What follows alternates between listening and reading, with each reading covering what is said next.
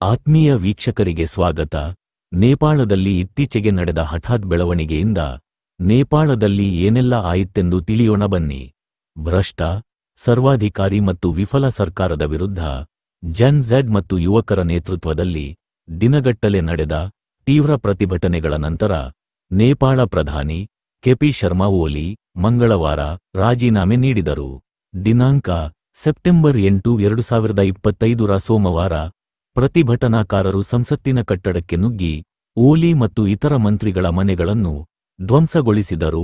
Police ನಡೆಸಿದ ಕಾರ್ಯಾಚರಣೆಯಲ್ಲಿ 21 ಜನರು ಸಾವನ್ನಪ್ಪಿದರು ಮತ್ತು 100 ಜನರು ಗಾಯಗೊಂಡರು. ಈ ಪ್ರತಿಭಟನೆಯ ಕೇಂದ್ರ ಬಿಂದು ನೇಪಾಳದಾದ್ಯಂತ ಜನರನ್ನು ಸಜ್ಜುಗೊಳಿಸಿರುವ ನೇಪಾಳದ ಯುವ ನಾಯಕ ಎನ್ಜಿಒದ 38 ವರ್ಷದ ಅಧ್ಯಕ್ಷ ಸುಡಾನ್ ಗುರುಂಗ್.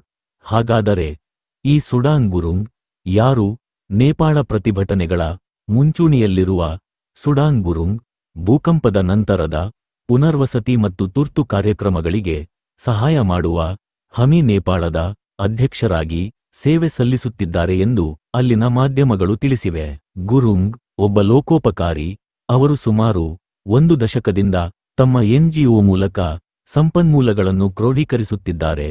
ಗುರುಂಗ್ ಅವರು ತಮ್ಮ ಎನ್ಜಿಒದ ಮೂಲಕ ಪ್ರವಾಹ, ಭೂಕುಸಿತ ಮತ್ತು ಭೂಕಂಪಗಳ ಪೀಡಿತ ಸಮುದಾಯಗಳಿಗೆ ಅಂತಾರಾಷ್ಟ್ರೀಯ ಹಣಕಾಸು ನೆರವು ಮತ್ತು ದೇಣಿಗೆಗಳನ್ನು ಸಂಘಟಿಸಿದ್ದಾರೆ.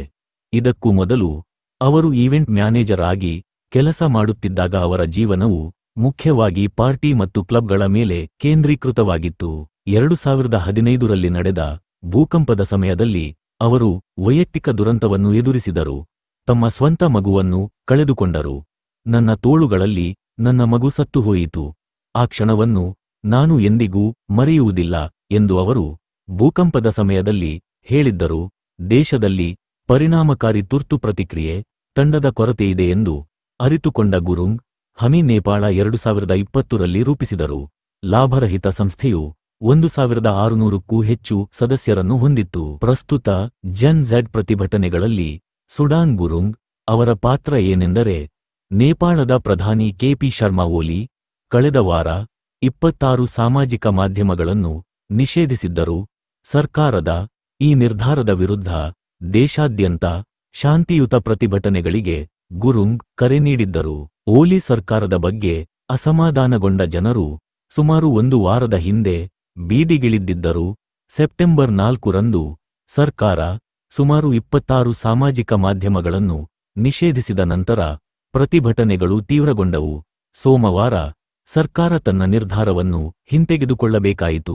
ಪ್ರತಿಭಟನೆಗೂ ಮೊದಲು ಹಮಿ ನೇಪಾಳ ಇನ್ಸ್ಟಾಗ್ರಾಂ ಮತ್ತು ಡಿಸ್ಕಾರ್ಡ್ನಲ್ಲಿ ಸೆಪ್ಟೆಂಬರ್ 8ರಂದು ಮೈತಿಘರ್ ಮಂಡಲದಲ್ಲಿ ಪ್ರತಿಭಟನೆ ನಡೆಸುವಂತೆ ಜನರಿಗೆ ತಿಳಿಸಿತ್ತು.